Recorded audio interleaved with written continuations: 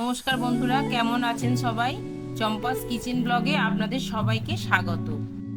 আজ আমি হেলদি চানা চাট করে দেখাচ্ছি।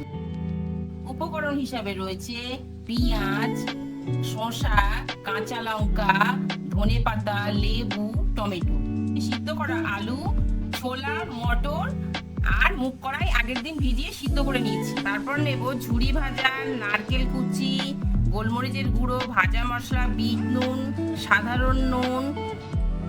ঘরোয়া উপায়ে সন্ধে সকালে সুন্দর একটা স্ন্যাক্সের ভারী খাবার আমি এখানে বানিয়ে দেখাচ্ছি। আপনারা রেসিপিটা দেখতে থাকুন। এবার সব উপকরণগুলো একসাথে মিশিয়ে লাস্টে পরিমাণ মতো বিট নুন, গোলমরিচ ছড়িয়ে দেব এবং লেবুর রস ও ধনেপাতা দিয়ে পরিবেশন করব। হয়ে গেল আমার ঘরোয়া পদ্ধতিতে চটজলদি চানা চাট। ঘরোয়া উপায়ে এই চানাটি যে আমরা করেছি তা শরীরের পক্ষে খুবই উপকার।